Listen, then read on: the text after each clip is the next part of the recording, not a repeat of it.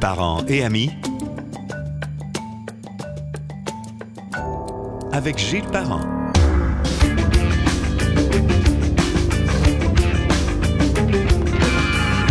Bienvenue sur Parents et amis qu'on retrouve sur à peu près toutes les applications disponibles et bien sûr sur le site gillesparent.com. Depuis plus d'1 an, un violent conflit oppose les Hells Angels à une gang de Québec, le Blood Family Mafia, le BFM qu'on appelle aussi, dirigé par Dave Turmel, à des trafiquants indépendants dans plusieurs régions, particulièrement dans l'est du Québec.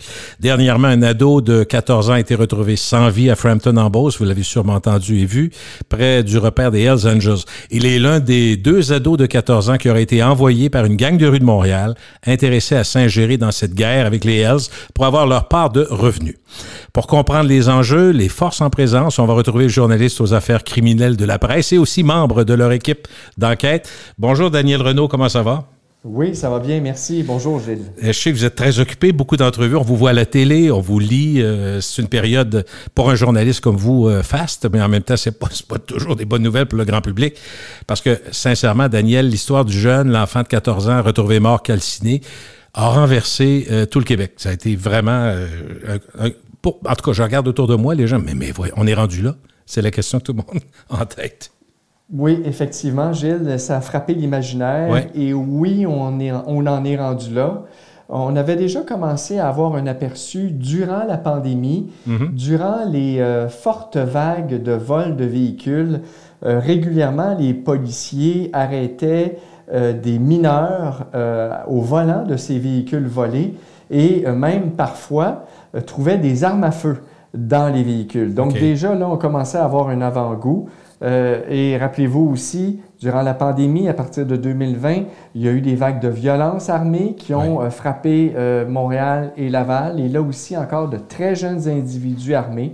Et c'est pas surprenant ce qui s'est passé l'autre jour à Frampton en termes d'âge d'individus. C'est pas fréquent, mais c'est pas surprenant. Et puis, on en est là. Mais on se dit 14 ans, au cœur du crime organisé, ça nous paraît impossible. Mais c'est vrai. Comme tu dis, c'est pas tout le monde, c'est pas si fréquent, mais c'est moins rare qu'on peut le penser.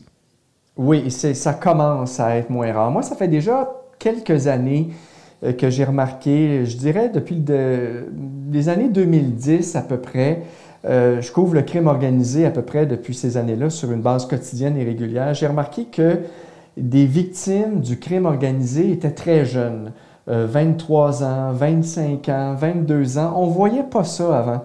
Mais là, c'est les présumés agresseurs qui sont très jeunes parce qu'on assiste à l'émergence d'un nouveau visage du crime désorganisé qui veut s'organiser, mais aussi un choc des générations entre les groupes criminels structurés, dont les Hells Angels, et ces gangs émergents qui n'ont peur de rien, qui n'ont aucun respect pour l'autorité. Quand je dis autorité, il y a la police, mais l'autorité pour eux aussi, ce sont les groupes criminels organisés comme les Hells Angels, comme la mafia.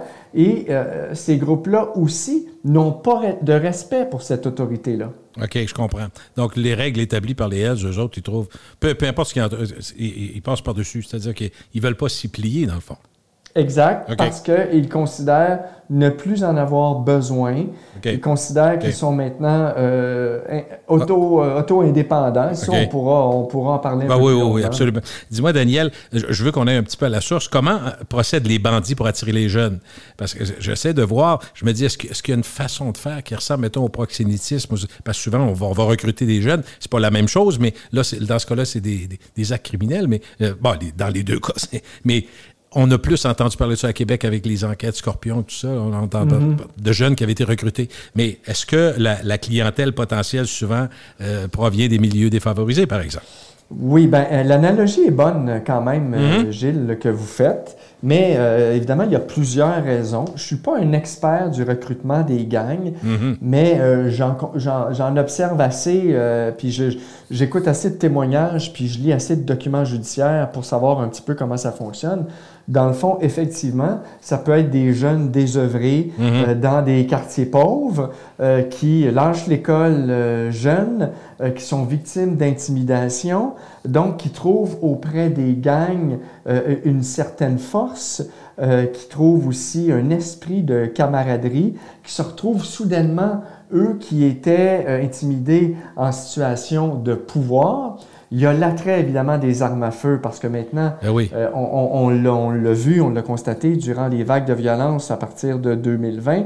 C'est facile pour des individus, maintenant, d'acquérir des armes à feu, même des individus très jeunes. Comment? En étant impliqués soit dans le vol de véhicules ou soit dans les fraudes. C'est extrêmement payant. Donc, ils achètent des armes à feu et cette arme à feu-là te donne le pouvoir, impose le respect, impose la crainte, ajoute à ça les vidéos rap que ces groupes-là font régulièrement, dans lesquels on exhibe des liasses d'argent. L'argent facile, c'est extrêmement important parce qu'on veut avoir de l'argent vite et facilement. J'ai l'impression que vous décrivez par moments des vidéos de rappeurs américains. Oui, mais c'est la même chose ici. Je sais. C'est fortement inspiré justement de ce qui se fait aux États-Unis ici. Et bon, là-dedans, il y a des belles filles, il y a des liasses d'argent, il y a des armes à feu qui sont exhibées. Et tout ça, c'est extrêmement intéressant pour des jeunes qui voudraient sortir de leur milieu. Mais on parle de clientèle qui peut être au désespoir, donc qui cherche à être aimé, à exister, à être entendu. Mais qu'est-ce que les criminels promettent ou font miroiter aux jeunes pour les enrôler dans le fond? C'est pas que l'argent, j'imagine, c'est plus, tu vas être dans la famille, on va s'occuper de toi, on va s'intéresser à toi, on pense à, tu sais, il y a un côté, je vois encore un lien avec le proxénétisme, il y a un côté, ben on va, tu sais, t'es dans la famille, si t'es désœuvré, si t'es moins suivi, si tes parents sont pas là, on sait qu'il y a des milieux plus difficiles. Fait que si tu trouves une nouvelle famille, puis en plus ils sont fins, puis en plus ils te donnent de l'argent, puis en plus ils payent pour tout, j'ai l'impression que ça tient un peu là-dessus aussi. Oui, exactement. On leur promet toutes sortes de choses. Puis c'est un peu aussi de l'initiation. Hein? Vous vous souvenez, durant les années 90, on parlait des gangs de rue, qui imposait une certaine initiation aux nouveaux membres, tout ça. Et c'est un peu comme ça. On les envoie faire des missions pour qu'ils prouvent ce qu'ils valent pour le groupe. Mais il y a aussi un autre aspect qui n'est pas à négliger, Gilles, c'est que un mineur qui se fait prendre avec une arme à feu ou qui se fait prendre à transporter une arme à feu ou à l'utiliser risque une peine beaucoup moins importante qu'un adulte. Donc, on fait faire les missions par des jeunes. À cause de la clémence reconnue du système de la justice en bas de 18 ans, dans le fond, en bas de 16 ans, entre autres. Oui, puis je ne veux pas présumer de rien. Non. Je ne suis pas dans le secret des dieux, mais c'est peut-être ce qui est arrivé à Frampton il y a 2 semaines. Donc, c'est un recrutement qui se fait de plus en plus. Et pour les jeunes recrutés, il y a pas là, on peut pas le présumer, mais je sais que tu lis beaucoup là-dessus, moi aussi, parce que ça m'intéresse. Puis de ce que je comprends, avoir les balados qui se font partout dans le monde, les affaires criminelles, c'est un des thèmes les plus forts. Donc, il y a beaucoup d'intérêt du grand public. Pour les jeunes, il y a une forme de vibe ou de coolitude de se tenir avec des gens qui ont du pouvoir, qui ont de l'argent, qui nous prennent par la main. Donc, il y a cet aspect-là, probablement. Puis après ça, ben, il y en a qui n'ont pas froid aux yeux et qui sont prêts à faire, pour se faire reconnaître. Puis effectivement, tu as une initiation à faire, tu vas le faire, puis après ça, tu vas être dans la gang encore plus, mettons. Oui, et qui vont, à ce moment-là, une fois un premier contrat réalisé, peu à peu, vont gravir les échelons au sein de l'organisation, puis ils vont prouver leur sérieux et vont faire partie du groupe. Et puis, bon, je t'entendais dire qu'ils recrutent de plus en plus. En fait, les gangs ont toujours recruté, puis c'était toujours pas mal de la même façon. Mais ce qui est nouveau, c'est qu'avant, on voyait peut-être des jeunes de 14 ans dans des gangs armés d'un couteau, mais maintenant, ils sont armés de pistolets achetés sur le marché noir ou de AK-47. Donc, les armes sont beaucoup plus puissantes. C'est ce qu'on remarque, entre autres. Oui, puis des armes à feu que ces jeunes-là, avant, ne pouvaient pas se payer, ne pouvaient pas obtenir. Maintenant, ils le peuvent. Est-ce qu'il y a un lien à faire, peut-être que ma question est bête un peu, mais avec toutes les agressions qu'il y a eu aux sorties d'école, où c'est des jeunes qui sont battus, sortis le couteau, il y en a qui ont été tirés, est-ce qu'il y a un lien ou c'est autre chose? Non, c'est autre chose. C'est autre chose. Oui, si actuellement on s'en tient au conflit entre des gangs et des Hells Angels, là, c'est le fil conducteur des événements des dernières semaines qui sont Frampton et qui sont les coups de feu également sur le local des Hells Angels de Trois-Rivières à Hérouville. Là, on est dans le même fil conducteur. Et je ne sais pas aussi si tu as vu mon article d'hier sur un groupe émergent, un gang de rue, un gang qui a été créé spontanément, des jeunes Québécois qui ont formé un gang pour s'en prendre aux Hells Angels à la chute et dans le bout dans la MRC d'Argenteuil.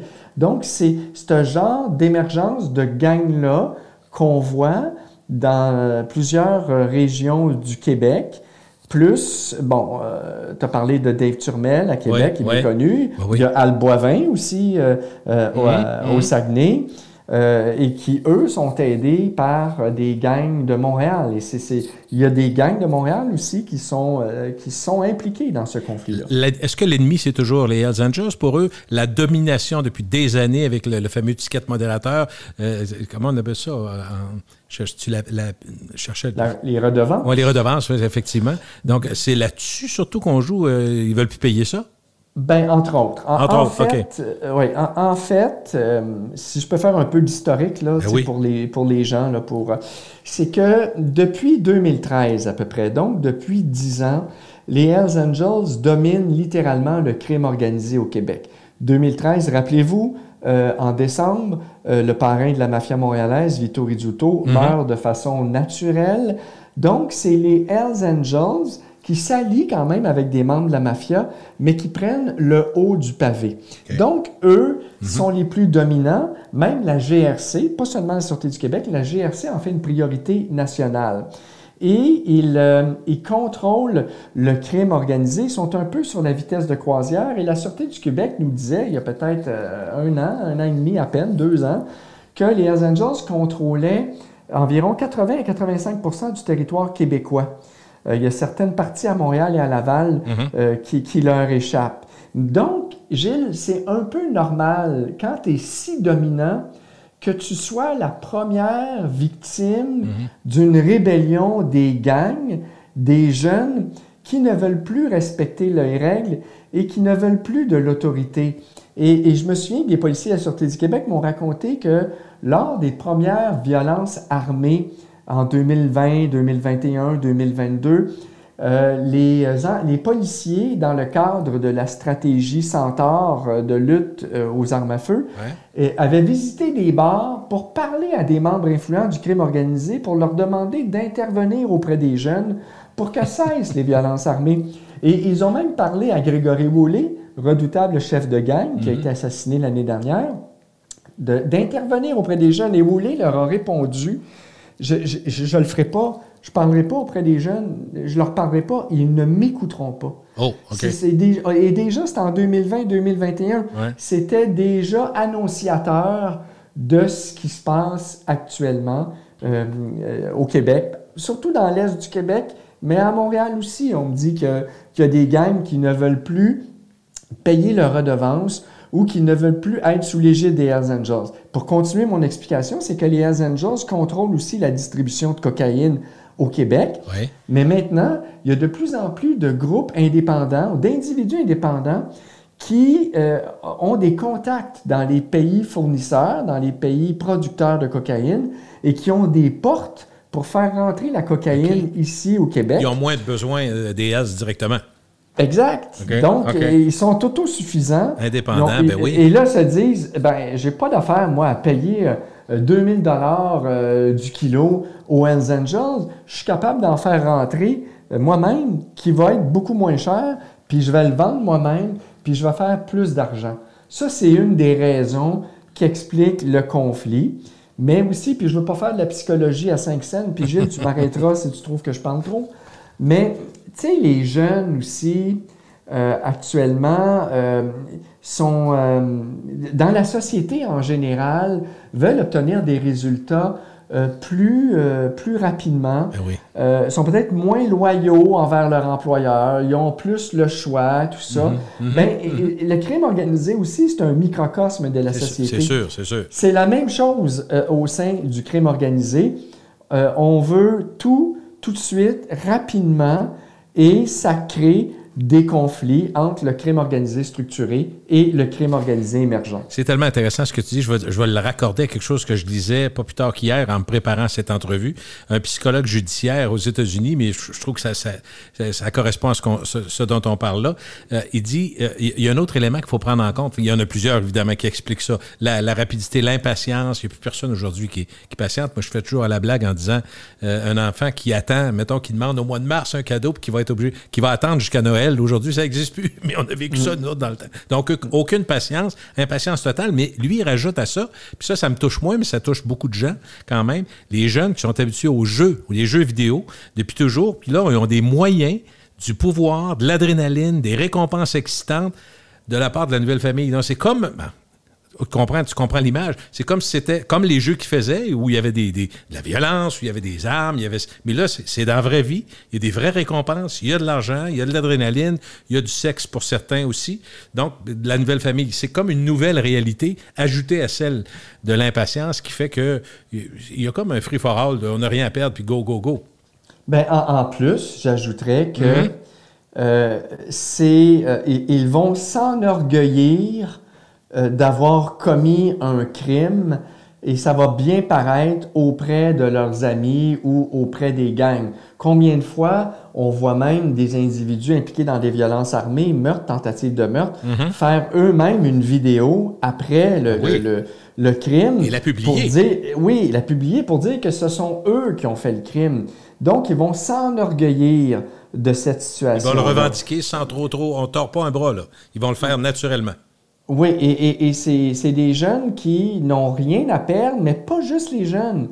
Ceux qui leur donnent des contrats aussi n'ont rien à perdre. Et je m'explique parce que certains d'entre eux, entre autres, la police soupçonne que ceux qui ont ordonné les coups de feu et la tentative d'incendie sur le local des Hells Angels à Frampton sont des individus qui font partie d'un groupe appelé Arab Power, et dont plusieurs membres les plus influents sont déjà condamnés à la prison en perpétuité pour meurtre, sont détenus, incarcérés dans des pénitenciers et continuent à donner des contrats de l'intérieur des murs parce qu'ils ont des téléphones cellulaires qui sont entrés à qui mieux mieux dans le pénitencier avec l'aide de drones ou avec d'autres moyens.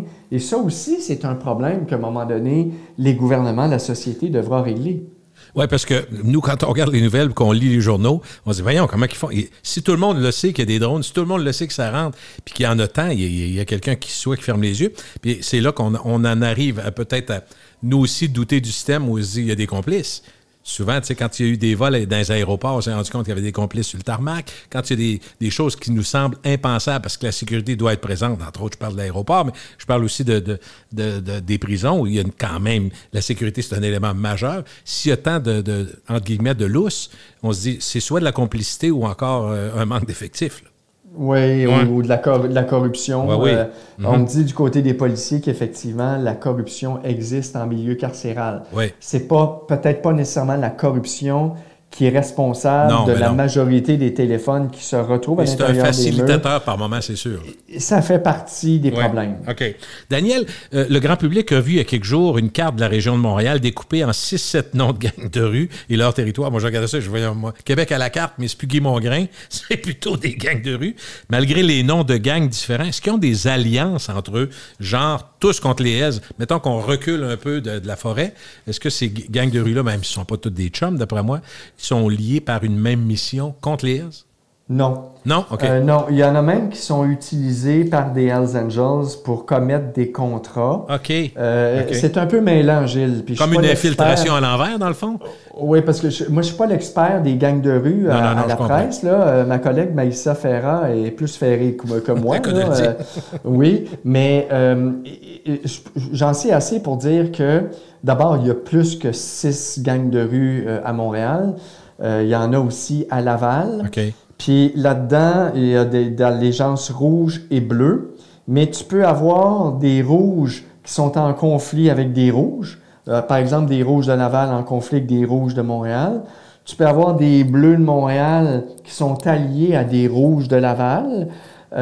Mais c'est clair que il y a parmi ces groupes-là des groupes extrêmement violents qui font des contrats, là, qui reculent devant, qui peuvent... Certains de ces groupes-là sont probablement impliqués dans les conflits, dans la rébellion contre les Hells Angels. Je sais qu'il y a certains noms qui sont sortis. On parlait à un moment donné des zones 43, les événements de Frampton, on a parlé d'Arab Power, mais d'un sous-groupe aussi de Saint-Léonard appelé les Everybody Gets Killed, qui veut dire en français « tout le monde doit mourir ».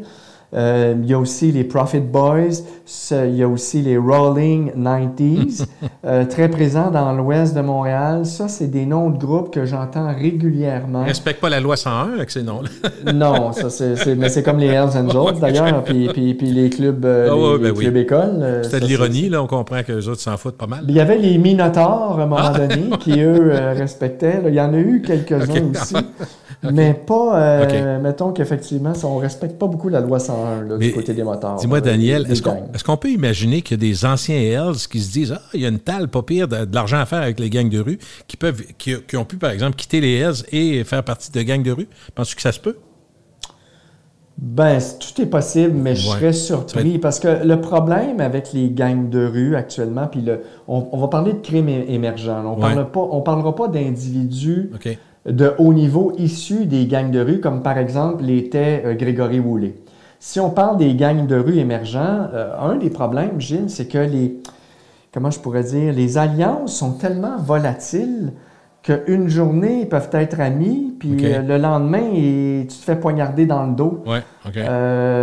Moi, je pense, par contre, que les Hells Angels, pour se défendre, pour répliquer, puis je ne dis pas qu'ils ne l'ont pas fait, parce que je pense que certains individus qui font partie de la rébellion contre les Hells Angels qui ont été visés par des attentats ou des tentatives de meurtre, entre autres Pic Turmel lui-même d'ailleurs, qui a eu un GPS installé sur son véhicule.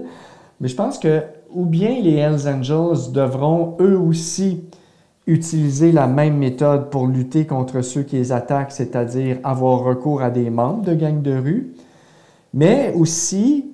je le dis souvent dans les entrevues que je multiplie là, depuis les dernières semaines, je vois pas pourquoi les Hells Angels seraient le seul groupe criminel organisé qui serait la cible des groupes émergents.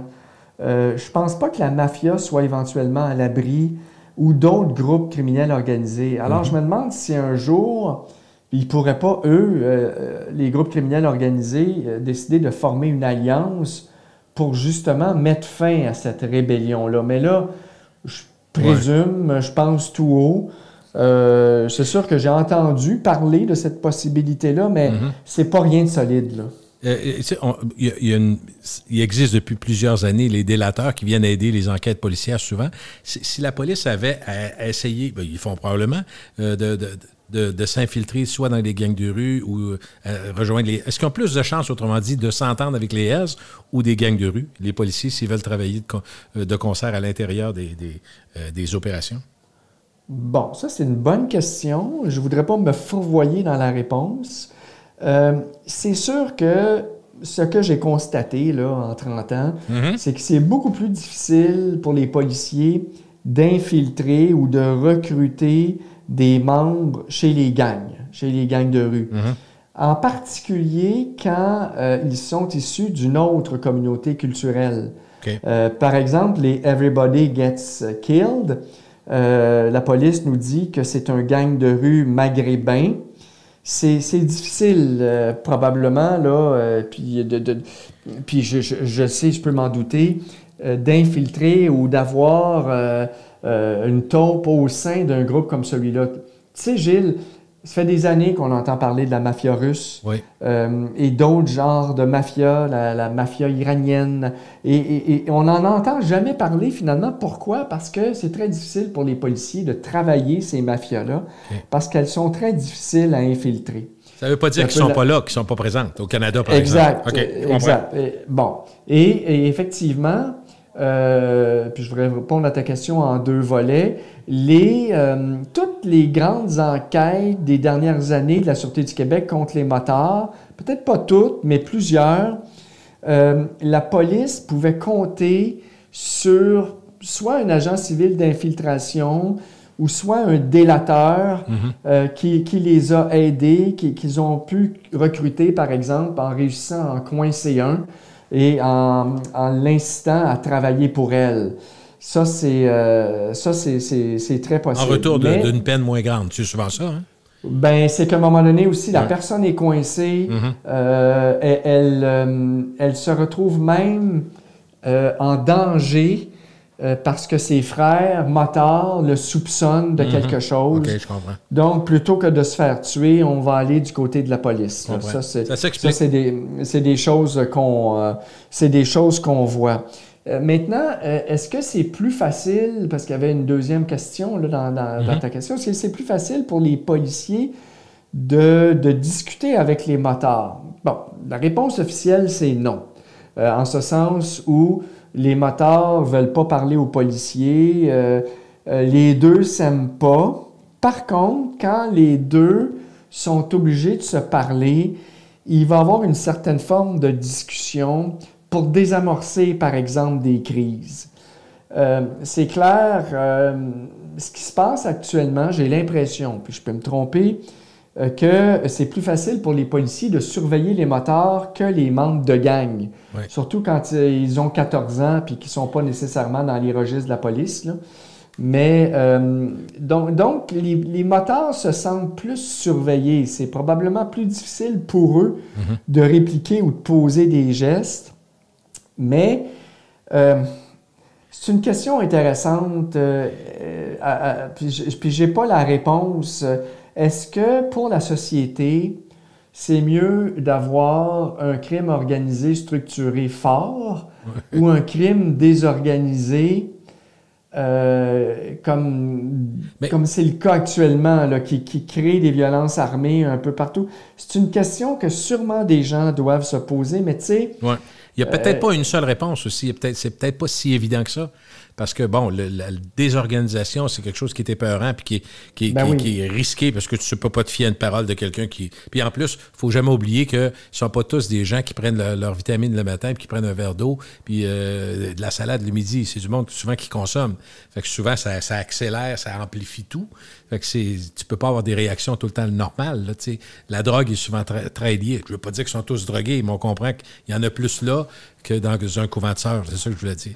Oui, mais en général, il y a beaucoup de motards, membres en règle, là, qui ne consomment pas.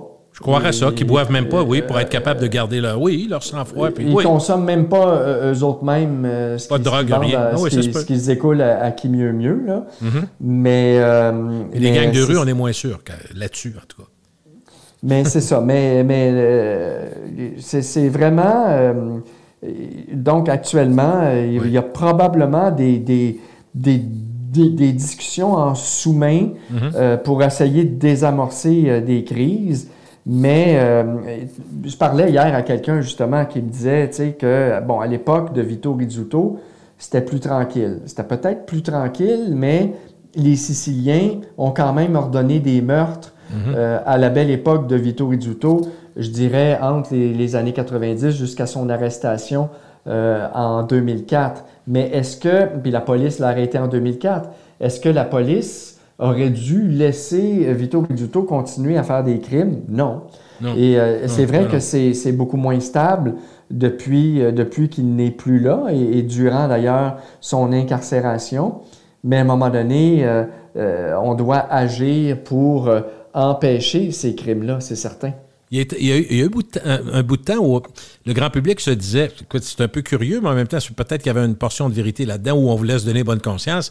Mais Daniel, on disait, ben écoute, oui, comme à Québec, nous autres, un peu partout, là, on voit bien qu'il y avait des bandits ou qu'il y avait des gens de la PEG ou des gens qui passaient de la drogue, qui vendaient de la drogue. Puis on se disait, quand il y a des meurtres, ils se tuent entre eux autres. Puis on se disait, ils s'en prennent pas au grand public. Mais c'est pas une sécurité totale, ça, de dire ça.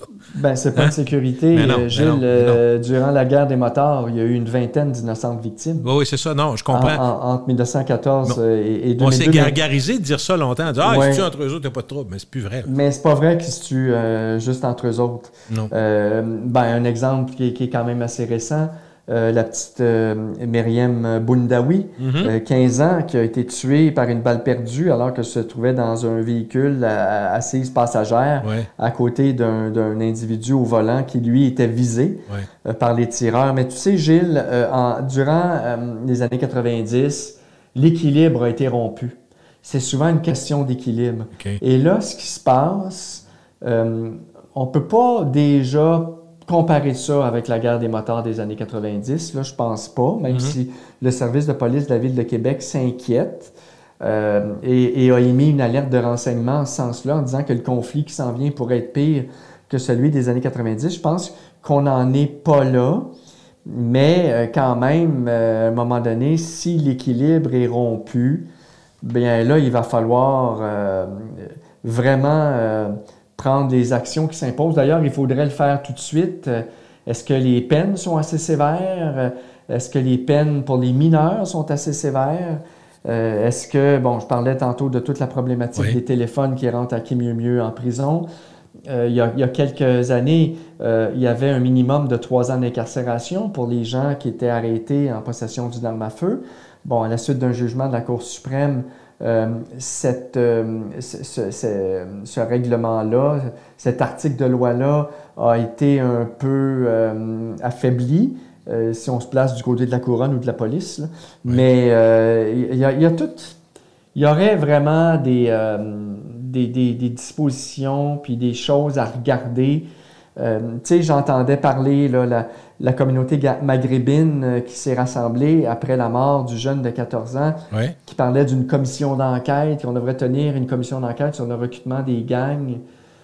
Je ne sais pas si c'est ça la véritable solution, comme plutôt renforcer les lois chez les individus majeurs et mineurs. Puis il y en a plusieurs qui disent, même si c'est plus compliqué à gérer, souvent ça commence à la maison. Hein. Tu sais, puis on comprend que c'est pas de viser une personne ou l'autre, mais quand tu es déjà dans le désespoir, quand tu es déjà dans la pauvreté, quand tu as des parents qui sont absents, on en connaît des raisons, puis quand il n'y a pas de suivi parental, puis qu'il n'y a pas, entre guillemets, d'éducation assez soutenue, souvent ça peut ouvrir une porte qui peut être... Mais ça, c'est très difficile. C'est un peu comme... c'est comme dans la société de dire aux gens, ça serait mieux de prévenir que guérir, mais c'est facile à dire, mais c'est pas toujours facile à faire. C'est pas toujours facile de savoir ce que font nos enfants. Dis-moi, Daniel, est-ce qu'on peut dire que les Hells Angels sont en perte de vitesse au Québec? Leur influence? Ça, c'est trop tôt, je pense, pour le dire. C'est clair qu'ils ont perdu des plumes. Ils ont vieilli, en tout cas, ça, c'est sûr. En termes de réputation, oui. Ils ont vieilli, ils se sont embourgeoisés, ils ont de la misère à recruter. Sauf qu'ils ont de l'argent. Ça, c'est sûr. Ils ont encore de l'argent, ils peuvent se payer des contrats, là. Mais... je pense que dans les prochains mois, on va savoir s'ils ont perdu des plumes. Ça se peut qu'ils perdent certains territoires. Jusqu'à quel point ils vont être ébranlés, c'est ça qu'on se demande. Oui, c'est ça, exact. Mais il est vraiment trop tôt pour dire que... Mais ça couvre déjà depuis quelques années la fronde envers les Hells Angels. Ils sont moins respectés qu'ils l'étaient depuis déjà quelques années. Puis là, ce qui arrive avec le Picturmel, puis avec Alboivin, puis avec les autres, ça a éclaté au grand jour il y a 1 an et demi. Dis-moi, parce qu'on parle souvent des Hells quand on fait des reportages depuis 5-10 ans sur eux, comme des gens d'affaires plus que des bums de la rue, là. Oui, ça, c'est la réputation que nos Hells Angels du Québec ont à travers le monde. Que ici, ce sont des gens d'affaires. Les entrepreneurs. Oui, c'est ça. Puis, puis au Québec, les 5 sections des Hells Angels sont considérées comme les plus actives au Canada. Par contre, il y a certaines sections qui ont probablement été un peu affaiblies encore là, à la suite de l'opération Shark. Mais la section de Montréal est très présente, est considérée comme la plus forte actuellement au Québec. Il y a aussi en Ontario, où il y a certaines sections plus sérieuses, et en Colombie-Britannique. Okay. Puis au Québec, les Hells Angels québécois aussi parrainent la section des nomades du Nouveau-Brunswick aussi. Dis-moi, je vais revenir 2 petites secondes sur la guerre des années 90 entre les Hells et les Rock Machine. Les gens qui ont 40 ans et plus ont entendu parler des Rock Machine puis des Hells. Sans parler de respect, Daniel, il y avait une certaine similitude qu'on pouvait retrouver entre les deux bandes. Il y avait, je ne sais pas si le mot respect est approprié, probablement pas, là, mais peut-être entre eux, en tout cas. Bien, Salvatore Casetta, qui était le chef des Rock Machine, et Maurice Boucher ont déjà fait partie du même groupe de motards avant qu'il y ait, semble-t-il, un conflit entre eux. Mais c'est important, ça, parce que les adversaires des Hells Angels en 2024 ne sont pas du tout ceux des années 90. Les Rock Machine étaient des motards comme eux. Ils étaient des trafiquants de drogue comme eux. Les Rock Machine et les Hells Angels de l'époque étaient amis avant que le conflit éclate. Ils se connaissaient. Ils savaient où ils habitaient, pour la plupart, pour plusieurs d'entre eux, à tout le moins. Alors qu'aujourd'hui, les adversaires des Hells Angels, quand tu sais que ceux qui ont tiré sur un local avaient 14 ans, sont beaucoup plus difficiles à identifier, ben oui. à saisir. Là. C'est plus inaccessible. Surtout, en plus, on parle de gangs de rue maghrébins, qui n'est pas du tout le même monde que les Hells Angels, qui sont en grande majorité des Québécois de souche. On dirait que les gangs de rue, dans le fond, n'ont rien à perdre puis ne respectent aucune autorité. C'est l'impression que ça laisse. C'est ça. C'est ça que je disais tantôt. Okay. C'est ça. Dis-moi, on a parlé de Pic-Pic Turmel. Moi, quand je vois ça, tous les surnoms, ça nous fait toujours sourire en prenant notre café le matin. Mais Dave Pic-Pic Turmel, il vient d'où, lui? Comment on explique son importance actuelle? On le cherche encore, je pense, en Europe, si je comprends? Bon, est-ce que Dave Turmel est si important qu'on le dit? C'est une bonne question. Oui. Mais Dave Turmel était un trafiquant de drogue du secteur de Lévis et il travaillait autrefois sous l'égide des Hells Angels. Mais à un moment donné, il a cessé de s'approvisionner en cocaïne auprès d'un membre des Hells Angels de la section de Québec. Il a commencé à s'approvisionner auprès d'un gang de rue de Montréal. C'est ce que je te disais tantôt. Et il est arrivé que... il semblerait que le groupe de Turmel a volé une cache de drogue et cette drogue-là était dévolue aux Hells Angels. On parle d'un 20 ou 25 kilos. Et ça a mis le feu aux poudres. Sauf que Dave Turmel et son groupe ont réagi, se sont finalement défendus. Il y a un proverbe qui dit au hockey, hein, la meilleure défense, c'est l'attaque. Oui. Bon, ben visiblement, si on regarde ça, là, tu te souviens les vidéos là, qui ont frappé l'imaginaire, les gens torturés et tout ça. C'était extrêmement dur. Et probablement que ça a eu après un effet d'entraînement que d'autres gangs qui ont vu ça, qui se sont dit, regarde, si eux autres, ils sont capables de le faire, puis de contester, et puis de se rebeller contre les Hells Angels, nous aussi, on est capable. Puis en même temps, Al Boivin, au Saguenay, c'est un autre individu qui travaillait pour les Hells Angels de Trois-Rivières, parce que ce sont les Hells Angels de Trois-Rivières qui contrôlent le Saguenay. Et à un moment donné, pour une raison que j'ignore, un conflit a éclaté et lui aussi s'est rebellé contre les Hells Angels. Fait que ça, c'est un dénominateur commun entre Turmel et Boivin, qui ont un peu la même histoire, mais en plus, un autre lien, un autre dénominateur commun, c'est le fait que les deux sont actuellement en cavale, recherchés par les policiers. Turmel se trouverait probablement actuellement en Europe. En tout cas, les dernières nouvelles qu'on avait, c'était ça, l'Espagne ou le Portugal. peut-être au Portugal parce que ça coûte moins cher.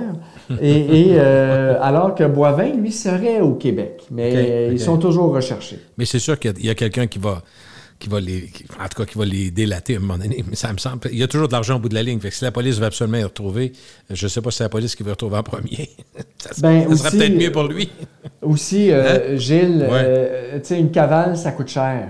Ouais. À un moment donné, il faut que les revenus rentrent, puis il faut que tu aies l'argent pour être capable aussi de payer Marc, il peut travailler dans un bureau à distance, le télétravail.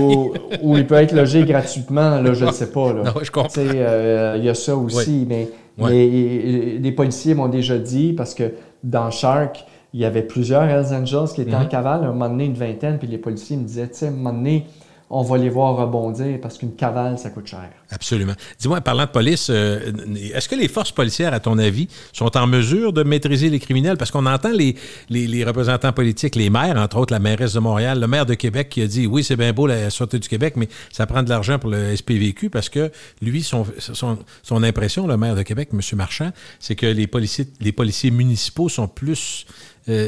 près de l'action, plus près de la revente, plus près, je ne sais pas ce que tu en penses toi, mais que la Sûreté, qui travaille plus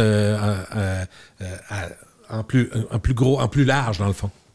Oui, ça, je ne le sais pas. J'aurais de la misère à répondre à cette question-là. Gilles, je connais moins un peu la situation à Québec, mais c'est vrai que si je compare ça, mettons, avec les enquêteurs de la division du crime organisé ou des stupéfiants à Montréal, eux autres, ils connaissent les sujets. Ça doit être la même chose aussi au service de police de la Ville de Québec, mais bon, Québec, c'est grand. Le conflit déborde les limites de Québec puis de la banlieue de Québec. Si le maire demande plus d'argent, j'imagine qu'il y a des raisons pour le faire. Mais c'est lorsque les corps de police travaillent tous ensemble qui sont les meilleurs. Mais moi, je te dirais qu'en somme toute, la police réussit à faire un bon travail juste à Montréal. Puis je ne sais pas si je me trompe, mais je me demande si...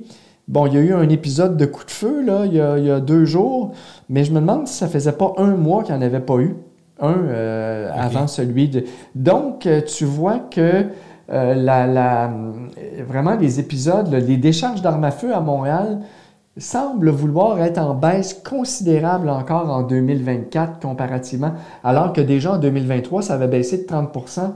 Ça veut dire que quand même, les policiers sont efficaces, qu'ils ont arrêté les bons sujets dangereux puis qu'ils en ont saisi des armes à feu. Absolument, Daniel. Puis on comprend qu'ils ne feront pas de conférence de presse demain pour nous dire voici comment on travaille. Parce que ça fait partie du... Mais en même temps, si les résultats sont là, tu as raison, il faut quand même applaudir. Ils apprennent probablement plus, ils savent peut-être plus de choses, ils ont peut-être des informateurs aussi, parce que les jeunes sont capables, d'un côté comme de l'autre, s'il y a quelque chose à gagner, de parler, à mon avis. Là. Quand tu as 14 ans, je sais pas. Oui, où ils vont parler un peu maladroitement. Pour se vanter, auprès d'amis qui bangent. Ou bien répondre aux questions des policiers en pensant qu'ils disent rien, mais que dans le fond... Donne quelque chose de valable. Ben oui. Oui, OK. Dernière question, la prévention. C'est sûr que là, on n'est pas là pour refaire le monde, là, mais est-ce qu'on en fait assez? Est-ce qu'on est meilleur qu'avant? Là, tu me dis qu'à Montréal, ça va mieux, mais puis on parle souvent de l'école, puis plusieurs psychologues disent oui, mais n'oubliez pas la maison. Qu'est-ce qu'on fait pour prévenir, pour éviter que des jeunes tombent là-dedans? Parce que la crainte des parents qui sont dans des milieux plus difficiles, c'est ça. C'est de voir que leur enfant, bang, à un moment donné, il se ramasse dans un gang de même, puis il ne te le dira pas nécessairement en rentrant le soir. Il faut que je vous parle, papa et mon mère, si les deux sont là d'abord. Puis, je suis rentré dans une gang de rue, puis souhaitez-moi bonne chance. C'est une bonne question. Je n'ai pas les connaissances pour répondre au complet à la question, mais tu sais, sortir des armes à feu de la rue à la suite d'une enquête policière, ça aussi, ça fait partie de la prévention. Et puis là, selon les chiffres que je t'ai donnés tantôt pour Montréal, que ça faisait longtemps qu'il n'y avait pas eu une décharge d'armes à feu, c'est que visiblement, en amont, il y a un beau travail qui se fait. Maintenant, en ce qui concerne les policiers communautaires, avec la famille, les visites dans les écoles, les visites ailleurs, dans les centres jeunesse, est-ce qu'on a assez de présence policière autour, par exemple, des centres jeunesse et tout ça? Je pourrais pas répondre à ça. Mais c'est clair que notre chef de police, Fadi Daguerre, en voudrait toujours plus des effectifs. Encore, faudrait-il en former à l'École nationale de police, parce que je sais qu'à un moment donné, on avait certaines difficultés au niveau des cohortes. Là. Je ne sais pas si ça s'est replacé, on n'en entend pas parler. C'est pas fait pour tout le monde aussi, à intervenir auprès des jeunes, puis avoir un bon discours, puis qu'un message porte, puis qu'on soit capable d'être entendu. C'est pas si simple. Non, c'est pas si simple, et puis c'est pas toujours facile, le travail de policier, lorsque tu es constamment confronté à des situations de confrontation, justement, dans les rues. On parle beaucoup de la Ville de Québec. On a parlé de Montréal, évidemment, parce qu'on est au Québec, mais je vais prendre 2 secondes avec toi pour terminer. Là, c'est vrai. Parler des grandes villes canadiennes, c'est un problème qui ont les mêmes problématiques que nous autres. Je regarde en Ontario, c'est vraiment complexe. À Vancouver, pour être allé, on me disait je pense qu'il y a 9000 sans-abri dans la ville. Ça, c'est un élément qui amène des problèmes. Une partie des problèmes. Il y a énormément de drogue là-bas. Ça rentre à peine à la planche de la Chine. Fait que de l'Asie en général. J'imagine que beaucoup d'autres villes canadiennes sont aux prises avec des problèmes semblables à ceux que vivent Québec. Oui, puis Montréal. Le moi, Québec, en fait, oui, c'est ça. Oui, parce que mon bureau est au coin de Saint-Laurent et de Saint-Antoine à Montréal. Et juste la marche entre mon stationnement et mon bureau, je croise beaucoup d'itinérants, beaucoup de problèmes de santé mentale. La toxicomanie, c'est un grave problème, mais moins grave à Montréal actuellement que dans l'ouest du pays, c'est vrai. Où on a des crises de fentanyl, à qui mieux. Ici aussi, cette drogue-là est arrivée, mais fait moins de ravages qu'ailleurs. Mais en ce qui concerne les violences armées, à Ottawa, ils ont goûté là, les guerres de gangs ces dernières années. Ça s'est un peu calmé, à ce que je peux constater, suivre ça de loin. Mais ça arrive encore des événements. Là, je pense qu'il y en a eu un récemment. Et à Toronto aussi, il y a régulièrement des événements de violence armée. C'est malheureusement la société 2024 là, dans les grandes villes canadiennes. Ce qui est extraordinaire, comme je disais à mes amis, c'est qu'il y a un marché. D'abord, il y a des gangs de rue. Tous ces gens-là, on parle du côté criminel, puis qui se tirent, puis qu'il y a eu des violences, puis qu'il y en a qui sont morts. Mais on oublie qu'eux autres, leur job, c'est de vendre de la drogue. Puis on connaît personne autour de nous, comme par hasard, qui en prend. Hein? Quand tu parles de tes amis, t'en prends-tu? Ben non, voyons donc. Non, mais Gilles, il y a un fait, par exemple, c'est qu'avant la pandémie, le kilo de cocaïne à Montréal se transigeait environ 45 000 Au début de la pandémie, étant donné que les frontières étaient fermées, ça a monté à 85 000 le kilo parce qu'il y avait une rareté. Mais aujourd'hui, c'est à peu près, actuellement à Montréal, c'est à peu près 18 000 le kilo. Puis ça veut dire qu'à Toronto, il est moins cher parce que actuellement, la grande porte d'entrée, c'est par la région de Toronto.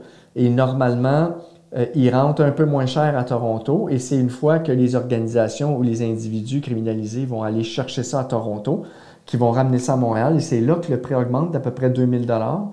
Donc, il en rentre en titi de la cocaïne au Québec et au Canada. Mais Daniel, ce qui me fait sourire, puis en même temps, c'est pas négatif, bien, ça l'est un peu, mais... Tu sais, quand tu dis les portes d'entrée, si toi, tu sais qu'il y a des portes d'entrée puis qu'on connaît les endroits où ça rentre, la police doit le savoir aussi. Puis on se dit comment ça se fait que ça rentre aussi bien que ça, entre guillemets. Mais ça rentre beaucoup. J'ai écrit un article récemment là, sur des Québécois au Mexique, là, puis j'expliquais un peu le modus operandi de l'importation de cocaïne au Québec. À 90 %, si c'est pas plus, ça rentre par voie terrestre. Donc, ça arrive des États-Unis à Montréal. Ça passe pas dans la région de Détroit. Des voitures pas qui passent au doigt. C'est beaucoup des 53 pieds. OK, des vannes. Et la drogue est cachée dans le châssis du véhicule. Et ce sont des compagnies de transport qui sont accoquinées avec les trafiquants. C'est sûr. Et qui utilisent des Easy Pass ou Nexus pour entrer sans être inspecté par les douaniers. Donc, ça rentre à qui mieux. Absolument. Tu rentres, ben oui, tu n'as pas besoin de t'arrêter parce que tu as payé tes frais. Oui, c'est pas fou. Mais de toute façon, leur job, il y en a que ça doit être à temps plein. Tu es d'accord, Daniel, trouver comment fourrer le système, entre guillemets. Alors, il y en a qui ont que ça à faire, des nouvelles façons de faire pour faciliter leur travail. C'est ça? Oui, ben c'est exact. Si les fraudeurs et les criminels étaient aussi imaginatifs dans leur vie légitime, ils seraient quand même millionnaires. Probablement. Merci beaucoup de nous avoir parlé. Hein? Très, très gentil, Daniel. Merci. On va te lire puis on va te voir parce que tu es incontournable maintenant. Salut. Mais merci beaucoup. Au revoir.